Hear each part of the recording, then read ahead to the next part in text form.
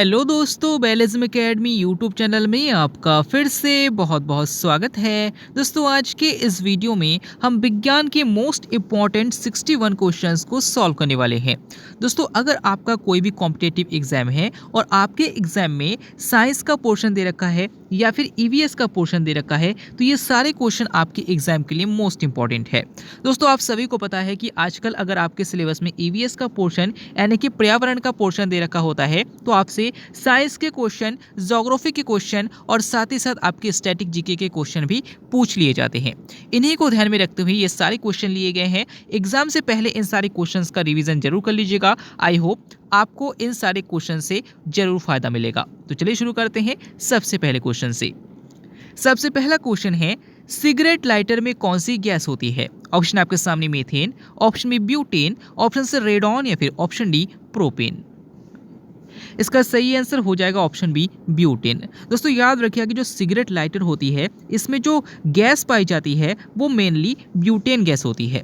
अगर आपसे पूछा जाता है कि एलपीजी में कौन सी गैस होती है, तो याद रखिएगा कि जो एलपीजी गैस होती है इसमें प्रोपेन और ब्यूटेन गैस का मिश्रण होता है। लेकिन अगर आपसे पूछते हैं कि एलपीजी में जो प्रोपेन और ब्यूटेन गैस है इसमें किस गैस की मात्रा अधिक होती है, तो याद रखिएगा कि ब्यूटेन गैस की मात्रा अधिक होती है। तो इंपॉर्टेंट क्वेश्चन है, पूछा जा सकता है। अगला क्वेश्चन, इनमें से कौन न्यूनतम पर्यावरण प्रदूषण करता है? ऑप्शन आपके सामने कोयला, option B diesel, option C hydrogen या फिर ऑप्शन डी सीसा। इसका सही आंसर हो जाएगा ऑप्शन सी हाइड्रोजन। दोस्तों, याद रखिए कि हाइड्रोजन सबसे कम पर्यावरण प्रदूषण करता है और इसीलिए हाइड्रोजन को भविष्य का ईंधन भी कहा जाता है। अगर आपसे पूछा जाता है कि काला सोना किसे कहा जाता है, तो याद रखिएगा कोयला को कहा जाता है। लेकिन अगर आपके एग्जाम में कोयला का ऑप्शन नहीं दिखा रहता बल्कि पेट्रोलियम का ऑप्शन दिया रहता है, तो आप काला सोना पेट्रोलियम पर टिक करेंगे। अगला क्वेश्चन, मनुष्य के शरीर की जैव रासायनिक प्रयोगशाला किसे कहते हैं? ऑप्शन आपके सामने आमाशय, ऑप्शन बी यकृत, ऑप्शन सी वृक्क या फिर ऑप्शन डी अग्न्याशय। इसका सही आंसर हो जाएगा ऑप्शन बी यकृत। दोस्तों, याद रखिए कि जो यकृत है यानी कि जिसे हम लीवर कहते हैं, इसे ही मानव शरीर की जैव रासायनिक प्रयोगशाला कहा जाता है। अगर आपसे पूछा जाता है कि मानव शरीर की सबसे बड़ी ग्रंथि कौन सी है, याद रखिएगा यकृत ग्रंथि है। अगर आपसे पूछा जाता है कि मानव शरीर की दूसरी सबसे बड़ी ग्रंथि कौन सी है, याद रखिएगा अग्न्याशय ग्रंथि है। अगला क्वेश्चन, खून में किसकी उपस्थिति के कारण खून नहीं जमता है? ऑप्शन आपके सामने haemoglobin, option B heparin, option C fibrinogen या फिर ऑप्शन डी इनमें से कोई नहीं। इसका सही आंसर हो जाएगा ऑप्शन बी हिपेरिन। दोस्तों, अगर हमारी बॉडी पर कहीं पर भी कट लग जाता है तो वहां से खून निकलना शुरू हो जाता है और तुरंत के तुरंत वह खून तुरंत के तुरंत जमने लगता है। लेकिन अगर हमारे बॉडी के अंदर जो खून है वो नहीं जमता। इसका कारण ये है कि हमारी बॉडी में जो रक्त होता है उसमें हिपेरिन की उपस्थिति होती है और इस हिपेरिन की क्वालिटी ये होती है कि अगर ये वायु के संपर्क में आता है तो खून को जमा देता है। इसी कारण से कट लगने पर हमारे बॉडी में से जो रक्त निकलता है वो वायु के संपर्क में आ जाता है और वहाँ का रुधिर जम जाता है। याद रखिएगा कि हिपेरिन की उपस्थिति के कारण हमारी बॉडी के अंदर का खून नहीं जमता है। अगला क्वेश्चन, जीव के किस भाग से खट्टेपन की अनुभूति होती है? ऑप्शन आपके सामने नोक, ऑप्शन बी पीछे का भाग, ऑप्शन सी किनारा या फिर ऑप्शन डी मध्य भाग। इसका सही आंसर हो जाएगा ऑप्शन सी किनारा। दोस्तों, अगर हम जीव को बांटना चाहे तो उसके स्वाद के अनुसार हम कई तरीके से बांट सकते हैं। सबसे पहले तो याद रखिएगा कि जो जीभ का आगे का पार्ट होता है उससे हमें मीठेपन का अनुभव होता है, यानी कि मीठेपन का हम आनंद ले सकते हैं। जो जीभ का साइड का पार्ट होता है इसमें हम नमकीन और खट्टेपन इन दोनों की अनुभूति कर सकते हैं। और जो बीच के जीभ के पीछे का भाग होता है इसके मदद से हमें कड़वाहट की अनुभूति होती है। और बीच में जो जीभ का भाग होता है इसमें कोई भी टेस्ट वर्ड नहीं पाई जाती है, इसीलिए इसे हम कह सकते हैं कि यहाँ पर कोई भी स्वाद की अनुभूति नहीं होती है। आपसे पूछा गया था कि जीभ के किस भाग से खट्टेपन की अनुभूति होती है, तो मैंने आपको अभी बताया था कि जीभ का जो साइड का पार्ट होता है यानी कि जो किनारा होता है इसके माध्यम से हमें खट्टेपन का और नमकीन का अनुभव होता है, यानी कि ऑप्शन सी हमारा बिल्कुल सही हो जाएगा। आगे बढ़ते हैं, मधुमेह से पीड़ित व्यक्ति के मूत्र के सैंपल में से किसकी मात्रा होती है? ऑप्शन आपके सामने glucose, option B fructose, option C cellulose, option A glucose. दोस्तों यहाँ पर जो क्वेश्चन आपसे पूछा गया है उसका सीधा सा तात्पर्य ये है कि अगर कोई व्यक्ति शुगर रोग से पीड़ित है यानी कि मधुमेह रोग से पीड़ित है तो उसके मूत्र में से किसकी मात्रा का सैंपल लिया जाता है और उसमें किसकी मात्रा अधिक होती है। तो याद रखिए कि ग्लूकोज का सैंपल लिया जाता है कि मूत्र में ग्लूकोज की मात्रा कितनी है। अगर ग्लूकोज की मात्रा कम है या अधिक है तो इससे ये हमें प्रूव होता है कि इंसान को शुगर की प्रॉब्लम है। तो याद रखिएगा ग्लूकोज का सैंपल लिया जाता है। अगर आपसे पूछा जाता है कि रक्त शर्करा किसे कहा जाता है, याद रखिएगा ग्लूकोज को ही रक्त शर्करा यानी कि ब्लड शुगर कहा जाता है। अगला क्वेश्चन, कौन सा विटामिन गर्म करने पर नष्ट हो जाता है? ऑप्शन आपके सामने vitamin A, option B vitamin B, option C vitamin C या फिर ऑप्शन डी विटामिन डी। इसका सही आंसर हो जाएगा ऑप्शन सी विटामिन सी। दोस्तों याद रखिए कि जो विटामिन सी होता है इसको गर्म करने पर ये नष्ट हो जाता है। अगर आपसे पूछा जाता है कि किस विटामिन को स्टोर करके नहीं रखा जा सकता, याद रखिएगा विटामिन सी को स्टोर करके नहीं रखा जा सकता। नेक्स्ट क्वेश्चन है, सर्पदंश से सबसे पहले कौन सा अंग प्रभावित होता है? ऑप्शन आपके सामने फेफड़ा, ऑप्शन बी हृदय, ऑप्शन सी रक्त संचार या फिर ऑप्शन डी मस्तिष्क। दोस्तों इस क्वेश्चन का आंसर आपको कमेंट में बताना है। बाकी सारे क्वेश्चंस को आपको कराया जाएगा लेकिन इस क्वेश्चन का आंसर आपको कमेंट में बताना है। आगे बढ़ते हैं। इंसुलिन किसकी जड़ों से प्राप्त किया जाता है? ऑप्शन आपके सामने आलू, option B dahlia, option C अदरक या फिर ऑप्शन डी रतनजोत। इसका सही आंसर हो जाएगा ऑप्शन बी डहेलिया। दोस्तों याद रखिए कि जो इंसुलिन हार्मोन है इसे डहेलिया की जड़ों से प्राप्त किया जा सकता है। अगर आपसे पूछा जाता है इंसुलिन का स्त्रावन हमारी बॉडी के किस अंग से होता है, याद रखिएगा अग्न्याशय से होता है। अगला क्वेश्चन, निम्नलिखित में से किसमें वाह्य कंकाल पाया जाता है? ऑप्शन आपके सामने मनुष्य, ऑप्शन बी सांप, ऑप्शन सी बिल्ली या फिर ऑप्शन डी मकड़ी। इसका सही आंसर हो जाएगा ऑप्शन डी मकड़ी। दोस्तों यहाँ पर पूछा गया है कि किस जीव में वाह्य कंकाल पाया जाता है यानी कि बॉडी के ऊपर कंकाल पाया जाता है। हमें पता है कि मनुष्य के शरीर के अंदर कंकाल पाया जाता है यानी कि ये तो अंतः कंकाल वाला जीव है। सांप भी अंतः कंकाल वाला जीव है क्योंकि इसमें भी हड्डियां बॉडी के अंदर होती है। बिल्ली में भी अंतः कंकाल पाया जाता है क्योंकि इसमें भी हड्डियां बॉडी के अंदर होती है। लेकिन जो मकड़ी है इसमें वाह्य कंकाल पाया जाता है। याद रखिए कि जो मकड़ी है इसे कीट वर्ग में नहीं रखा जा सकता क्योंकि इसमें 4 जोड़ी टांगे पाई जाती है। क्योंकि कीटों का सामान्य से लक्षण ये होता है कि कीटों में 3 जोड़ी टांगे पाई जाती है लेकिन मकड़ी में 4 जोड़ी टांगे पाई जाती है, इसीलिए इसे कीट वर्ग में नहीं रखा जा सकता। अगला क्वेश्चन, सौंदर्य की हड्डी किसे कहा जाता है? ऑप्शन आपके सामने femur, option B tibia, option C stapes या फिर ऑप्शन डी कैल्विक। इसका सही आंसर हो जाएगा ऑप्शन डी कैल्विक। दोस्तों आपका जो गला होता है गले के इस भाग पर 2 हड्डियां होती है। रियल में इन दोनों हड्डी को ही कैल्विक हड्डी कहा जाता है और इसे सौंदर्य की हड्डी भी कहा जाता है क्योंकि बहुत से लोगों के अंदर आपने देखा होगा इन दोनों हड्डी की वजह से उनकी सुंदरता और बढ़ जाती है। अगर आपसे पूछा जाता है कि मानव शरीर की सबसे लंबी हड्डी कौन सी है, याद रखिएगा फीमर है। अगर आपसे पूछा जाता है कि मानव शरीर की सबसे छोटी हड्डी कौन सी है, तो स्टेपीज है। और अगर आपसे पूछा जाता है कि मानव शरीर की सबसे चमकीली हड्डी कौन सी है, तो याद रखिएगा पैर में उपस्थित टिबिया हड्डी है। अगला क्वेश्चन, कीटों के वाह्य कंकाल में कौन सा प्रोटीन पाया जाता है? ऑप्शन आपके सामने keratin, option B carotene, option C myosin या फिर ऑप्शन डी ओसिन। इसका सही आंसर हो जाएगा ऑप्शन। दोस्तों यहाँ पर कोई भी ऑप्शन सही नहीं है, रियल में इसका आंसर हो जाएगा काइटिन। याद रखिए कि कीटों के वाह्य कंकाल में काइटिन प्रोटीन पाई जाती है। जैसे कि जो आप तिलचट्टा देखेंगे यानी कि कॉकरोच देखेंगे उसमें भी काइटिन की उपस्थिति होती है। अगर आपसे पूछा जाता है कि दूध में कौन सा प्रोटीन पाया जाता है, तो कैरोटीन प्रोटीन पाया जाता है। अगर आपसे पूछा जाता है कि बालों में और नाखून में कौन सा प्रोटीन पाया जाता है, तो कीरेटिन प्रोटीन पाया जाता है। अगर आपसे पूछते हैं कि हड्डियों में कौन सा प्रोटीन पाया जाता है, तो ओसिन प्रोटीन पाया जाता है।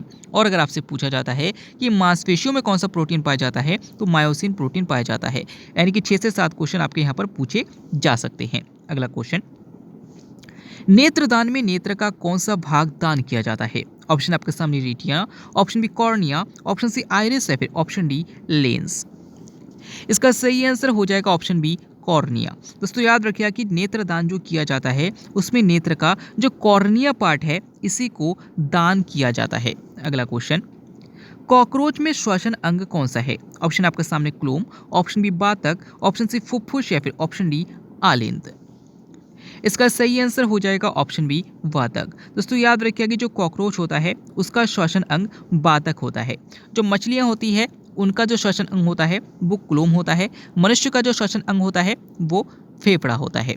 अगला क्वेश्चन, भूमि से जल को गुरुत्वाकर्षण के विरुद्ध पौधे के विभिन्न भागों तक पहुंचने के लिए कौन सी जो क्रिया की जाती है वह क्या कहलाती है?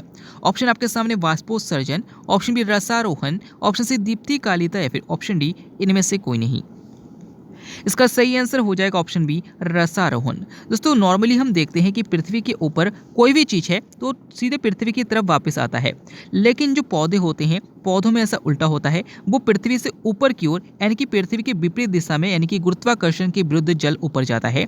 यानी कि ये जो क्रिया होती है इसको क्या कहते हैं? याद रखिएगा, रसारोहण की क्रिया कहा जाता है। अगला क्वेश्चन, वह कौन सा एक केवल सांप है जो घोंसला बनाता है? ऑप्शन आपके सामने crab, option B viper, option C king cobra या फिर ऑप्शन डी शल्की वाइपर। इसका सही आंसर हो जाएगा ऑप्शन सी किंग कोबरा। दोस्तों याद रखिए कि किंग कोबरा एकमात्र ऐसा सांप है जो कि घोंसला बनाता है। अगर आपसे पूछा जाता है कि कौन सा सांप जहरीला नहीं होता, याद रखिएगा कि जो अजगर सांप होता है ये जहरीला नहीं होता। अगला क्वेश्चन, मार्स गैस किसे कहा जाता है? ऑप्शन आपके सामने methane, option B hydrogen, option C helium या फिर ऑप्शन डी ऑर्गन। इसका सही आंसर हो जाएगा ऑप्शन ए मीथेन। दोस्तों याद रखिए कि मीथेन गैस को ही मार्स गैस कहा जाता है। अगर आपसे पूछा जाता है कि धान के खेत में कौन सी गैस पाई जाती है तो मीथेन गैस पाई जाती है। अगर आपसे पूछा जाता है कि जानवर की जुगाली से कौन सी गैस निकलती है तो मीथेन गैस निकलती है। तो कई क्वेश्चन आपसे पूछे जा सकते हैं, याद रखिएगा। अगला क्वेश्चन, नर और मादा में से कौन सा मच्छर हमें काटता है? ऑप्शन आपके सामने नर मच्छर, ऑप्शन बी मादा मच्छर, ऑप्शन सी दोनों या फिर ऑप्शन डी इनमें से कोई नहीं। इसका सही आंसर हो जाएगा ऑप्शन बी मादा मच्छर। दोस्तों आपने क्वेश्चंस को पढ़ा होगा, जैसे कि अगर आपसे पूछा जाता है कि डेंगू किस मच्छर के काटने से फैलता है तो आप आंसर करते हैं कि मादा एडिस मच्छर के काटने से फैलता है। अगर आपसे पूछा जाता है कि हमें जो मलेरिया रोग हो जाता है वो किस मच्छर के काटने से होता है तो आपका आंसर हो जाता है मादा एनाफिलीज मच्छर के काटने से फैलता है। हम सबसे पहले मादा शब्द लगाते हैं क्योंकि याद रखिएगा कि जितने भी मच्छर हमें काटते हैं वो सब मादा मच्छर होते हैं, नर मच्छर हमें नहीं काटते हैं। अगर आपसे पूछा जाता है कि नर मच्छर फिर अपना पोषण किससे प्राप्त करते हैं, याद रखिएगा कि जो घास पत्तियां होती हैं इन घास पत्तियों का रस चूसकर अपना पोषण नर मच्छर करते हैं। अगला क्वेश्चन, कैंसर के उपचार में प्रयुक्त उत्कृष्ट गैस कौन सी है? ऑप्शन आपके सामने argon, option B xenon, option C radon या फिर ऑप्शन डी इनमें कोई नहीं। इसका सही आंसर हो जाएगा ऑप्शन सी रेडॉन। दोस्तों पिछले जो वीडियो सीरीज में मैंने बताया था उसमें मैंने आपको एक क्वेश्चन बताया था कि अगर हमारी पृथ्वी पर रेडॉन गैस की मात्रा में वृद्धि हो जाती है तो वह हमें क्या संकेत देता है? तो आपका आंसर ये था कि भूकंप आने का संकेत देता है। रियल में अगर बात करें कि हमारे वायुमंडल में रेडॉन की उपस्थिति नहीं होती है, अगर इसकी मात्रा बढ़ने लगती है तो भूकंप की स्थिति आने की संभावना होती है। लेकिन अगर आपसे पूछा जाता है कि कैंसर के उपचार में कौन सी उत्कृष्ट गैस प्रयोग की जाती है तो आपका आंसर हो जाएगा रेडॉन गैस प्रयोग की जाती है। तो इंपॉर्टेंट क्वेश्चन है, याद रखिएगा। अगला क्वेश्चन, इनमें से कौन सा प्राणी अपनी त्वचा द्वारा श्वसन करता है? ऑप्शन आपके सामने मेढक, ऑप्शन बी गिरगिट, ऑप्शन सी मधुमक्खी या फिर ऑप्शन डी मछली। इसका सही आंसर हो जाएगा ऑप्शन ए मेढक। दोस्तों याद रखिए कि जो मेढक है वो अपनी त्वचा द्वारा श्वसन करता है। अगर आपसे पूछा जाता है कि मछली किसके द्वारा श्वसन करता है तो याद रखिएगा गिल्स यानी कि गलफड़े के द्वारा करता है। अगला क्वेश्चन, कार्बन का सबसे शुद्ध रूप कौन सा है? ऑप्शन आपके सामने है ग्रेनाइट, ऑप्शन बी कोयला, ऑप्शन सी हीरा या फिर ऑप्शन डी फुलरेन। इसका सही आंसर हो जाएगा ऑप्शन सी हीरा। दोस्तों याद रखिए कि प्रकृति में सबसे कठोर तत्व जो पाया जाता है वो हीरा पाया जाता है। अगर आपसे पूछा जाता है कि किस हीरे का प्रयोग कांच को काटने में किया जाता है तो याद रखिएगा कि जो काला हीरा होता है इसे बॉट कहा जाता है और इसी का प्रयोग कांच को काटने में किया जाता है। अगर आपसे पूछा जाता है कि एकमात्र ऐसी अधातु कौन सी है जिसमें विद्युत का चालन होता है तो याद रखिएगा ग्रेफाइट है।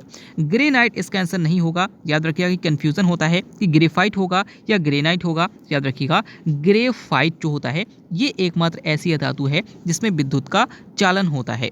अगला क्वेश्चन, पोलियो के टीके आविष्कार किसके द्वारा किया गया था? ऑप्शन आपके सामने Edward Jenner, option B John Salk, option C Alexander Fleming या फिर ऑप्शन डी विलियम हॉर्वे।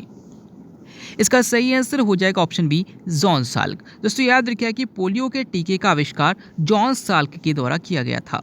अगर आपसे पूछा जाता है कि चेचक के टीके की खोज किसने की थी, तो याद रखिएगा एडवर्ड जेनर ने की थी। अगर आपसे पूछा जाता है कि पेनिसिलिन की खोज किसने की थी, तो अलेक्जेंडर फ्लेमिंग ने की थी। अगर आपसे पूछा जाता है कि रुधिर परिसंचरण तंत्र की खोज किसने की थी, तो विलियम हॉर्वे ने की थी। अगला क्वेश्चन, चप्पल जंतु किसे कहा जाता है? ऑप्शन आपके सामने amoeba, option B hydra, option C paramecium या फिर ऑप्शन डी यूग्लिना। इसका सही आंसर हो जाएगा ऑप्शन सी, पैरामीशियम। दोस्तों याद रखिए कि जो पैरामीशियम होता है उसका आकार चप्पल के आकार का होता है, इसीलिए इसे चप्पल जंतु कहा जाता है। अगर आपसे पूछते हैं कि हरा प्रोटोजोआ किसे कहा जाता है, तो यूग्लिना को हरा प्रोटोजोआ कहा जाता है। अगला क्वेश्चन, कच्चे फलों को पकाने में क्या काम आता है? ऑप्शन आपके सामने methane, option B ethylene, option C naphthalene या फिर ऑप्शन डी ऑक्सिन। इसका सही आंसर हो जाएगा ऑप्शन बी, एथिलीन। दोस्तों याद रखिए कि कच्चे फलों को पकाने में एथिलीन गैस का प्रयोग किया जाता है। अगला क्वेश्चन, मनुष्य के आंसू में कौन सा एंजाइम पाया जाता है जिसके कारण जीवाणु मर जाते हैं? ऑप्शन आपके सामने ptyalin, option B lysozyme, option C amylase या फिर ऑप्शन डी ट्रिप्सिन। इसका सही आंसर हो जाएगा ऑप्शन बी, लाइसोजाइम। दोस्तों हमारे आंख में जो आंसू होते हैं उसमें लाइसोजाइम नाम का एंजाइम पाया जाता है। इसी कारण जब भी कोई कीड़ा हमारी आंख में जाता है तो वो उस लाइसोजाइम के संपर्क में आ जाता है और वह तुरंत के तुरंत मर जाता है। अगला क्वेश्चन, शाही रोग किसे कहा जाता है? ऑप्शन आपके सामने haemophilia, option B marasmus, option C AIDS या फिर ऑप्शन डी रतौंधी। इसका सही आंसर हो जाएगा ऑप्शन ए, हीमोफीलिया। दोस्तों जो हीमोफीलिया रोग होता है ये एक अनुवांशिक रोग होता है और इसमें हमारी बॉडी के अंदर रक्त का थक्का जमने लगता है। सबसे पहले ब्रिटेन की महारानी जो है उनके परिवार में ये रोग देखने को मिला था, यानी कि एक शाही परिवार में इस रोग को देखने को मिला था, इसीलिए इसे शाही रोग भी कहा जाता है। अगला क्वेश्चन, कीटों में उत्सर्जित पदार्थ कौन सा होता है? ऑप्शन आपके सामने urea, option B ammonia, option C uric अम्ल या फिर ऑप्शन डी सेलुलोज।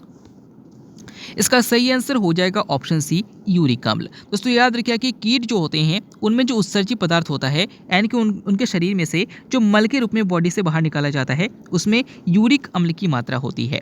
और जो मनुष्य होता है, मनुष्य का जो मल होता है उसमें यूरिया की मात्रा होती है। याद रखिएगा, इंपॉर्टेंट है। अगला क्वेश्चन, नाखून पॉलिश निकालने वाले द्रव में क्या होता है? ऑप्शन आपके सामने benzene, option B acetone, option C ether या फिर ऑप्शन डी मेथिल अल्कोहल। इसका सही आंसर हो जाएगा ऑप्शन बी, एसीटोन। दोस्तों याद रखिए कि जो नाखून पॉलिश रिमूवर होता है उसमें एसीटोन पाया जाता है। अगला क्वेश्चन, वह जीव जो समुद्र के सबसे तल में रहते हैं उन्हें क्या कहा जाता है? ऑप्शन आपके सामने सरोजीवी, ऑप्शन बी नितलस्थ, ऑप्शन सी अवंधी या फिर ऑप्शन डी सरितजीवी। इसका सही आंसर हो जाएगा ऑप्शन बी, नीतलस्थ। दोस्तों याद रखिए कि ऐसे जीव जो समुद्र के सबसे तल में रहते हैं उन्हें नीतलस्थ जीव कहा जाता है। अगला क्वेश्चन, शाकाहारी मीट किसे कहा जाता है? ऑप्शन आपके सामने soybean, option B paneer, option C mushroom या फिर ऑप्शन डी आलू। इसका सही आंसर हो जाएगा ऑप्शन सी, मशरूम। दोस्तों याद रखिए कि मैं 3 क्वेश्चन आपसे बता रहा हूँ, तीनों क्वेश्चन इंपॉर्टेंट है। सबसे पहले तो अगर आपसे पूछा जाता है कि मशरूम क्या है, तो याद रखिएगा मशरूम एक कवक है। दूसरा क्वेश्चन आपसे पूछा जाता है ईस्ट क्या है, जो कि आपके जाइमस एंजाइम ईस्ट में पाया जाता है, ये ईस्ट क्या है, तो याद रखिएगा कि ईस्ट भी एक कवक है। अगर आपसे पूछा जाता है कि जो पेनिसिलिन है, पेनिसिलिन किससे प्राप्त किया जाता है, याद रखिएगा कवक से ही प्राप्त किया जाता है। तो याद रखिएगा कि जितने भी क्वेश्चन हैं ये सारे आपके एग्जाम में आए हुए क्वेश्चन हैं, किसी न किसी एग्जाम में ये क्वेश्चन पूछे गए हैं, तो याद रखिएगा इनको पूछा जा सकता है, आपके एग्जाम के लिए इंपॉर्टेंट क्वेश्चन है। अगला क्वेश्चन, गाय भैंस के थनों से दूध निकालने के लिए किस हार्मोन की सुई लगाई जाती है? ऑप्शन आपका सामने insulin, option B oxytocin, option C glucagon या फिर ऑप्शन डी थायरॉक्सिन। इसका सही आंसर हो जाएगा ऑप्शन बी, ऑक्सीटोसिन। दोस्तों याद रखिए कि जो गाय है, भैंस है, इनके थनों से दूध को निकालने के लिए ऑक्सीटोसिन की सुई लगाई जाती है। जो ऑक्सीटोसिन हार्मोन है ये हमारी बॉडी में जो कह सकते हैं कि जो पीयूष ग्रंथि है, जो मानव शरीर की सबसे छोटी ग्रंथि होती है, इसमें से निकलता है। और याद रखिए कि इसी ऑक्सीटोसिन हार्मोन को माता से बच्चे के प्रति प्रेम दर्शाने वाला हार्मोन कहा जाता है, यानी कि इसे लव हार्मोन भी कहा जाता है। अगला क्वेश्चन, प्रथम परखनली शिशु का क्या नाम था? ऑप्शन आपके सामने Helena, option B Louis, option C Arpana या फिर ऑप्शन डी हर्षा। इसका सही आंसर हो जाएगा ऑप्शन बी लुइस। दोस्तों याद रखिएगा कि प्रथम परखनेली शिशु का नाम लुइस था, लेकिन अगर आपसे पूछा जाता है कि भारत में प्रथम परखनेली शिशु का क्या नाम है, तो याद रखिएगा हर्षा है। अगला क्वेश्चन, मानव शरीर का सबसे बड़ा अंग कौन सा है? ऑप्शन आपके सामने फेफड़ा, ऑप्शन बी यकृत, ऑप्शन सी छोटी आंत या फिर ऑप्शन डी त्वचा। इसका सही आंसर हो जाएगा ऑप्शन डी त्वचा। दोस्तों याद रखिए कि मानव शरीर का सबसे बड़ा अंग जो होता है त्वचा होता है, लेकिन अगर आपसे पूछा जाता है कि हमारा जो पाचन तंत्र होता है उसमें सबसे बड़ा भाग कौन सा होता है, याद रखिएगा छोटी आंत होता है। अगला क्वेश्चन, कितने डॉप्सन में 1 मिलीमीटर होता है? ऑप्शन आपके सामने 100 dobson, option B 200 dobson, option C 350 dobson या फिर ऑप्शन डी 80 डॉप्सन। इसका सही आंसर हो जाएगा ऑप्शन ए 100 डॉप्सन। दोस्तों आप सभी क्वेश्चन पढ़ते हैं कि ओजोन परत को मापने के लिए डॉप्सन इकाई का प्रयोग किया जाता है, लेकिन अगर आपसे क्वेश्चन घुमाकर पूछा जाता है कि कितने डॉप्सन में 1 मिलीमीटर होता है, याद रखिएगा 100 डॉप्सन में 1 मिलीमीटर होता है। अगला क्वेश्चन, खाना पचाने में किस अम्ल का प्रयोग किया जाता है? ऑप्शन आपके सामने है सल्फ्यूरिक अम्ल, ऑप्शन बी नाइट्रिक अम्ल, ऑप्शन सी हाइड्रोक्लोरिक अम्ल या फिर ऑप्शन डी एसिटिक अम्ल। इसका सही आंसर हो जाएगा ऑप्शन सी हाइड्रोक्लोरिक अम्ल। दोस्तों हमारा जो बॉडी में आमाशय होता है जिसे हम स्टोमक कहते हैं, हमारे स्टोमक में हाइड्रोक्लोरिक अम्ल जिसे हम HCl कहते हैं ये पाया जाता है और इसी के माध्यम से बॉडी के अंदर में जो खाना जाता है उसको पचाया जाता है। अगला क्वेश्चन, पेड्रोलॉजी के अंतर्गत किसका अध्ययन किया जाता है? ऑप्शन आपके सामने मिट्टी, ऑप्शन बी चट्टान, ऑप्शन सी नदी या फिर ऑप्शन डी भूकंप। इसका सही आंसर हो जाएगा ऑप्शन बी चट्टान। दोस्तों याद रखिए कि पेट्रोलॉजी के अंतर्गत चट्टानों का अध्ययन किया जाता है, पेडोलॉजी के अंतर्गत मिट्टी का अध्ययन किया जाता है और सिस्मोलॉजी के अंतर्गत भूकंप का अध्ययन किया जाता है। अगला क्वेश्चन, पत्तियों के वे छिद्र जिनसे जो अनावश्यक जल या अतिरिक्त जल होता है उसको निकाला जाता है उसे क्या कहते हैं? ऑप्शन आपके सामने cambium, option B xylem, option C stomata या फिर ऑप्शन डी संवहन पुल। इसका सही आंसर हो जाएगा ऑप्शन सी स्टोमेटा। दोस्तों जो पौधे होते हैं पौधों की पत्तियों में छोटे छोटे छिद्र पाए जाते हैं। इन छिद्रों का काम होता है कि पौधों के अंदर जो पानी है उसकी मात्रा को एक बैलेंस बनाकर रखना। अगर पौधे के अंदर पानी की मात्रा बढ़ जाती है तो वो उसे वाष्प के रूप में पौधे की पत्तियों से इन छिद्र के माध्यम से निकल जाता है, और अगर इसके अंदर बॉडी के अंदर अगर पानी की मात्रा की कमी है तो उसकी पूर्ति रहती है, उसमें पानी की और आवश्यकता होती है और ये जो छिद्र होते हैं ये छिद्र बंद रहते हैं और पानी को उत्सर्जित नहीं किया जाता है। यानी कि याद रखिएगा स्टोमेटा के द्वारा इस कार्य को किया जाता है। अगला क्वेश्चन, किसमें रक्त नहीं होता परंतु श्वसन करता है? दोस्तों ये क्वेश्चन बहुत पूछा जाता है। याद रखिएगा कि हाइड्रा एक ऐसा जीव है जिसमें रक्त नहीं होता परंतु यह श्वसन करता है। अगला क्वेश्चन, कीटहारी पादप में घट का रूप लेता है। ऑप्शन आपके सामने तना, ऑप्शन बी पत्तियां, ऑप्शन सी पर्णवृंत या फिर ऑप्शन डी पुष्प। इसका सही आंसर हो जाएगा ऑप्शन बी पत्तियां। तो याद रखिए कि जो कीटहारी पादप होते हैं ये कीटों का भक्षण करते हैं। अब क्यों करते हैं ये जानना बहुत इंपॉर्टेंट है, क्योंकि अगर आप इसको नहीं जानेंगे तो आपके 2 से 3 क्वेश्चन गलत हो सकते हैं। सबसे पहले याद रखिएगा कि जितने कीटहारी पादप होते हैं इनकी पत्तियां एक घट के आकार का होता है। क्यों होता है? क्योंकि इनके अंदर नाइट्रोजन की कमी होती है और इन घट के अंदर की जो पत्तियां होती है इनके अंदर एक चिपचिपा लसलसा द्रव होता है।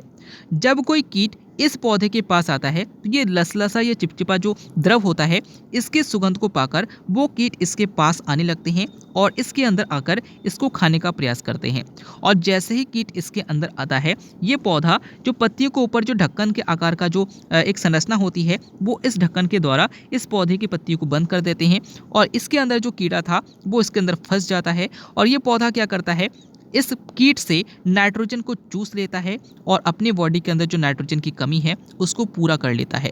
तो अगर आपसे पूछा जाता है कि कीटभक्षी पौधे जो होते हैं वो किसकी कमी को पूर्ति करने के लिए कीटों का भक्षण करते हैं, याद रखिएगा नाइट्रोजन की कमी को पूर्ति करने के लिए भक्षण करता है। तो ये क्वेश्चन आपसे पूछा जा सकता है, याद रखिएगा।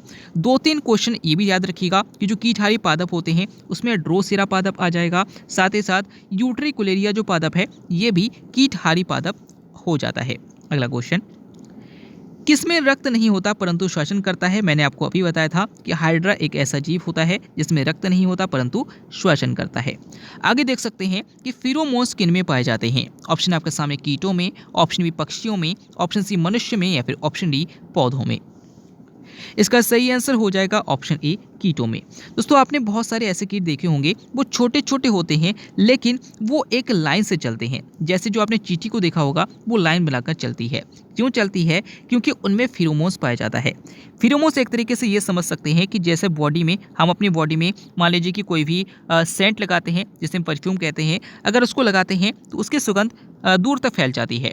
उसी प्रकार से इन कीटों में भी एक प्रकार का एक सुगंधित पदार्थ होता है जिसे फिरोमोन्स कहा जाता है, और इन्हीं को सूंघकर सारे कीट उनके पीछे पीछे चलते हैं। तो याद रखिएगा, फिरोमोन्स जो पाए जाते हैं वो मुख्यतः कीटों में पाए जाते हैं। अगला क्वेश्चन, किस वर्ग के पौधों के बीज नग्न अवस्था में पौधों में लगे रहते हैं? ऑप्शन आपके सामने gymnosperm, option B angiosperm, option C pteridophyte. Answer हो जाएगा ऑप्शन ए जिम्नोस्पर्म। दोस्तों याद रखिए कि ऐसे पौधे जिनके पौधों में फलों के बाहर बीज लगा रहता है, यानी कि कह सकते हैं कि जो बीज होता है वो नग्न अवस्था में रहता है, उसको जिम्नोस्पर्म कहा जाता है। और ऐसे पौधे जिनके अंदर जो बीज होता है वो फल के अंदर लगता है, उन्हें एंजियोस्पर्म कहा जाता है। तो ये क्वेश्चन भी पूछा जा सकता है, याद रखिएगा। अगला क्वेश्चन, किस मछली में हड्डियां नहीं होती? ऑप्शन आपके सामने शार्क, ऑप्शन बी रोहू, ऑप्शन सी डॉल्फिन या फिर ऑप्शन डी तारा मछली।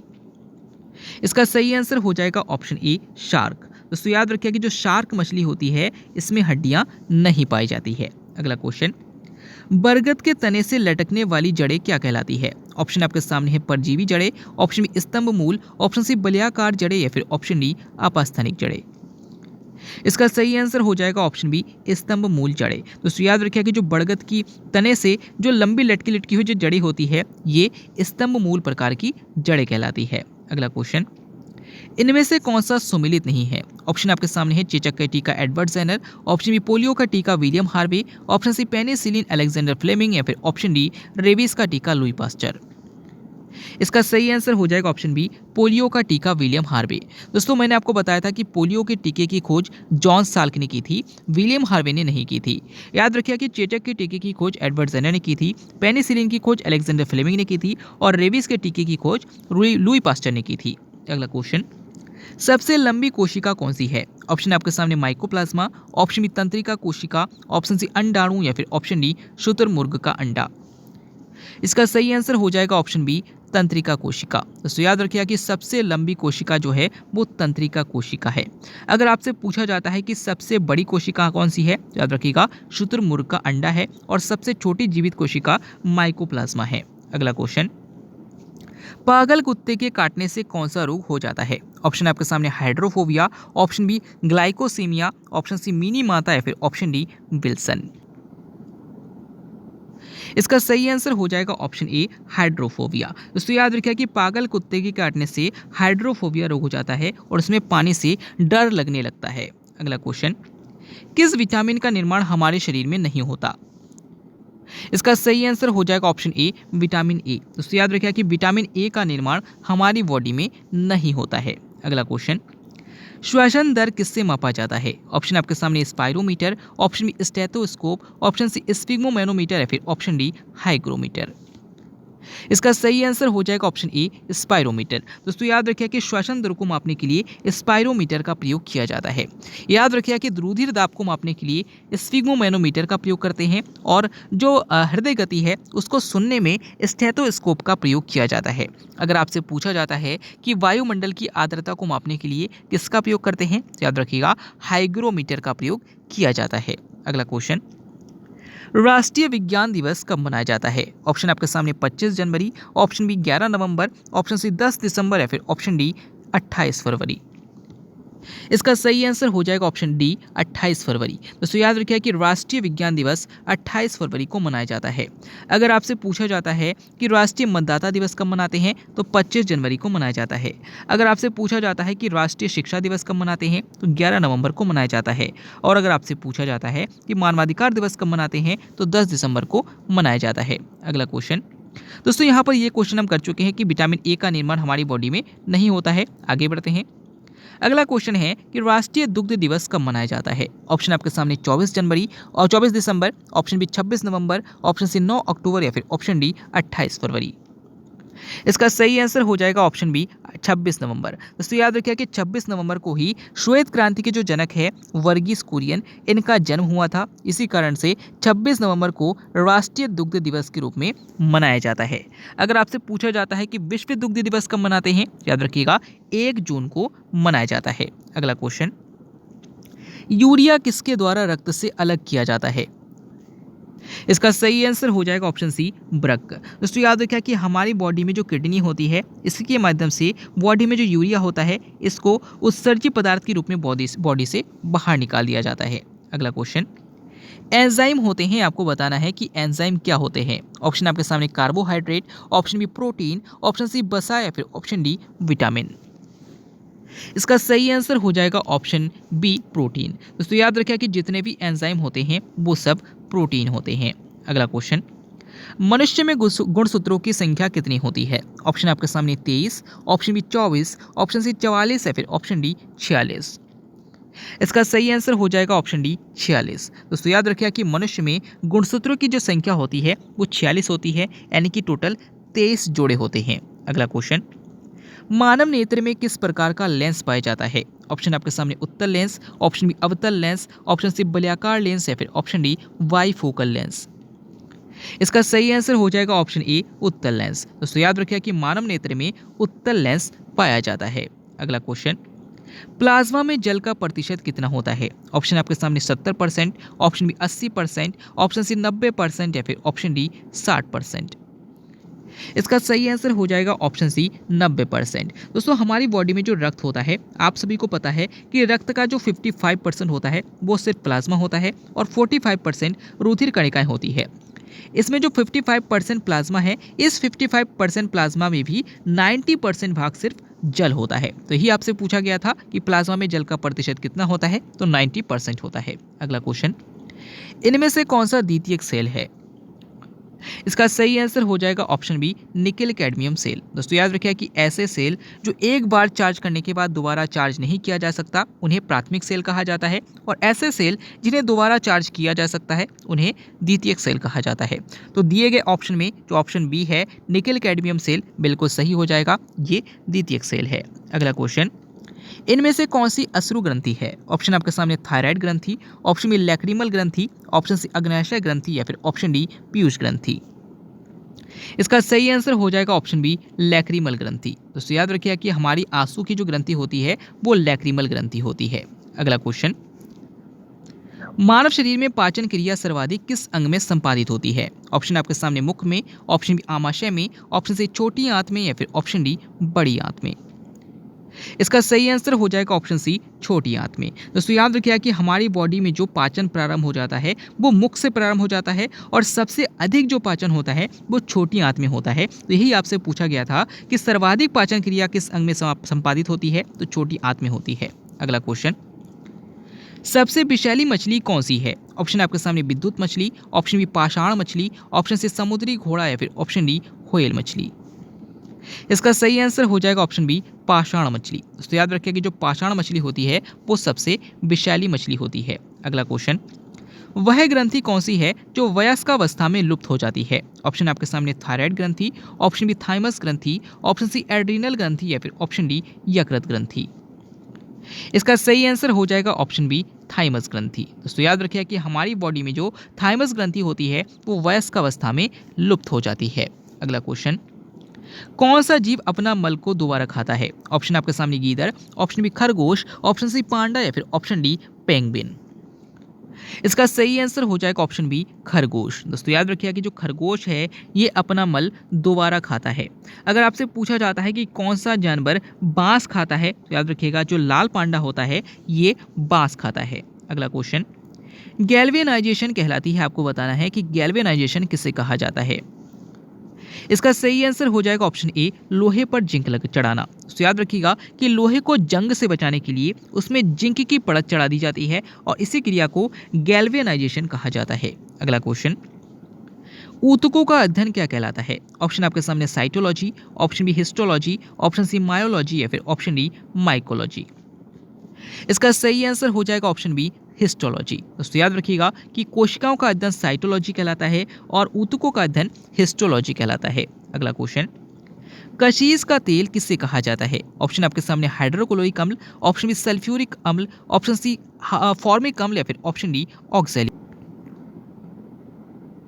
इसका सही आंसर हो जाएगा ऑप्शन बी सल्फ्यूरिक अम्ल। दोस्तों याद रखिएगा कि जो सल्फ्यूरिक अम्ल है जिसे हम H2SO4 कहते हैं, इसी को कशीस का तेल भी कहा जाता है और अम्लों का राजा भी कहा जाता है। अगला क्वेश्चन, नेक्स्ट क्वेश्चन है कि इनमें से किस गैस में मछली जैसी गंध आती है?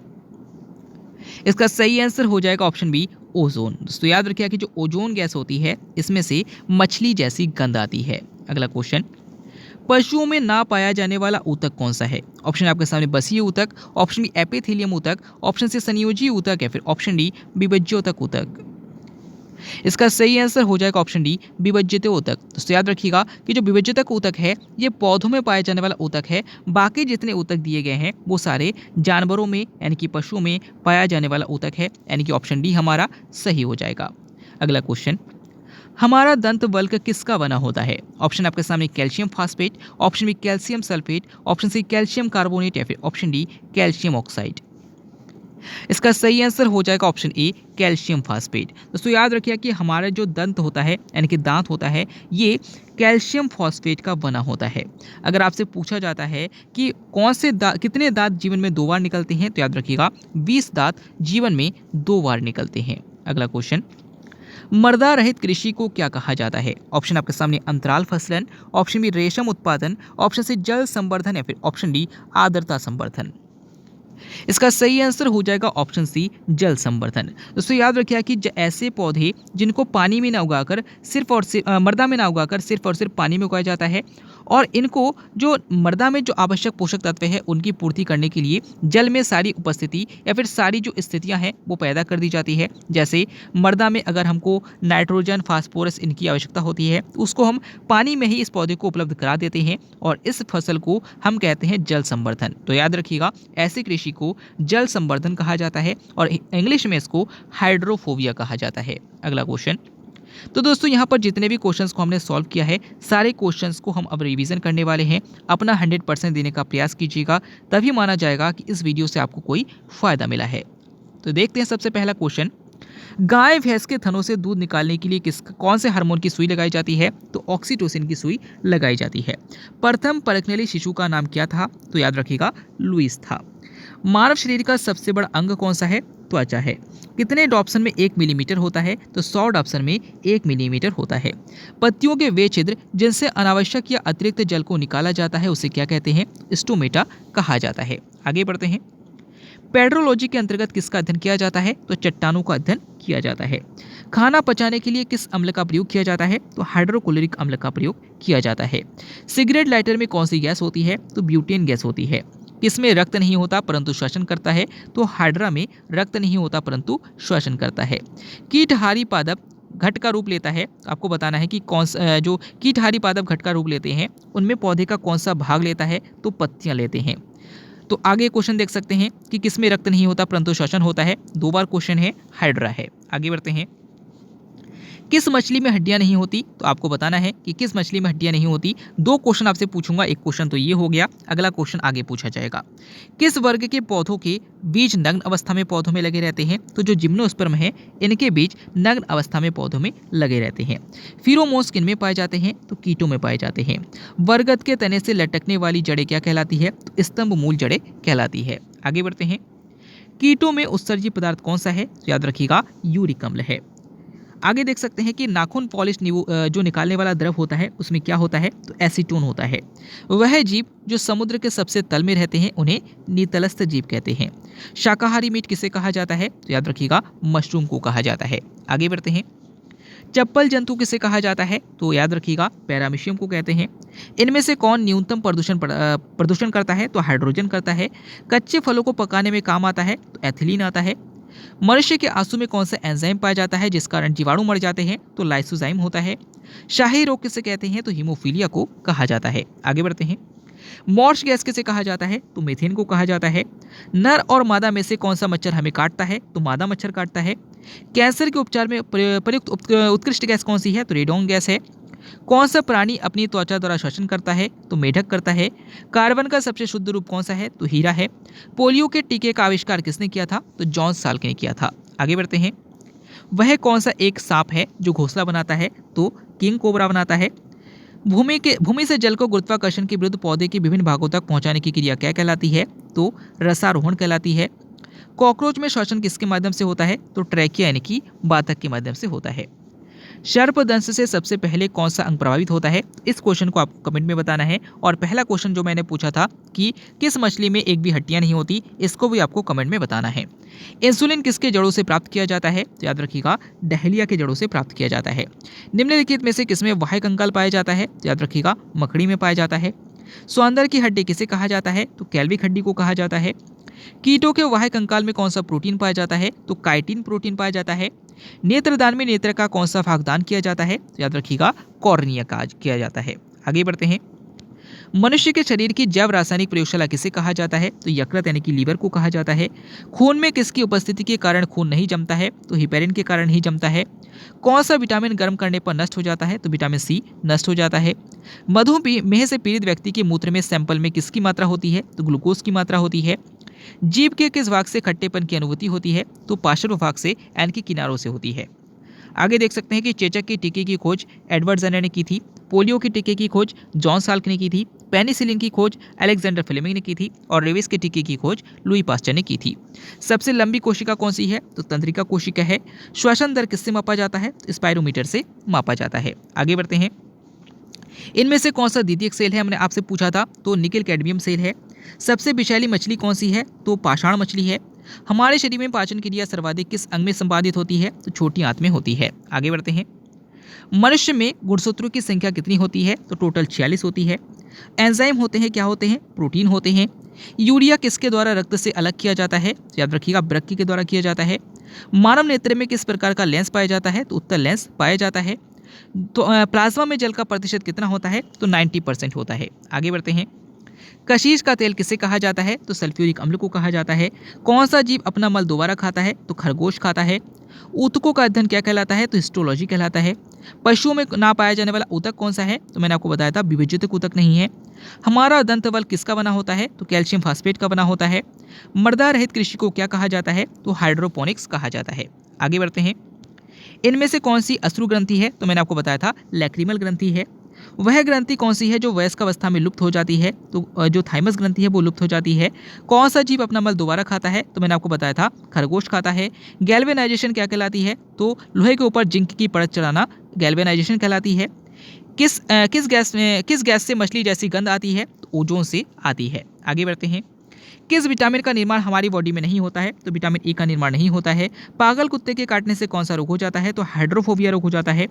राष्ट्रीय विज्ञान दिवस कब मनाया जाता है? तो 28 फरवरी को मनाया जाता है। किस विटामिन का निर्माण हमारे शरीर में नहीं होता है? कई बार ये क्वेश्चन पूछा गया है, तो विटामिन ए का निर्माण नहीं होता है। राष्ट्रीय दुग्ध दिवस कब मनाया जाता है? इस क्वेश्चन का आंसर भी आपको कमेंट में बताना है।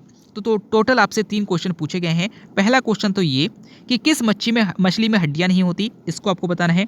दूसरा क्वेश्चन ये कि सांप के काटने पर सबसे पहले कौन सा अंग प्रभावित होता है, इसको भी आपको बताना है। और तीसरा क्वेश्चन ये कि राष्ट्रीय दुग्ध दिवस कब मनाया जाता है, इस क्वेश्चन का आंसर भी आपको कमेंट में बताना है। यानी कि इन दोनों क्वेश्चन का आंसर आप कमेंट में बताएंगे। साथ ही साथ आज का वीडियो आपको कैसा लगा कमेंट बॉक्स में जरूर बताइएगा। हमारी मेहनत आपको कैसे लगी कमेंट बॉक्स में जरूर बताइएगा। अगर आपने चैनल को अभी तक सब्सक्राइब नहीं किया तो चैनल को सब्सक्राइब कीजिएगा, वीडियो को लाइक कीजिएगा। मिलते हैं अगले वीडियो में, तब तक के लिए देखते रहिए, सीखते रहिए।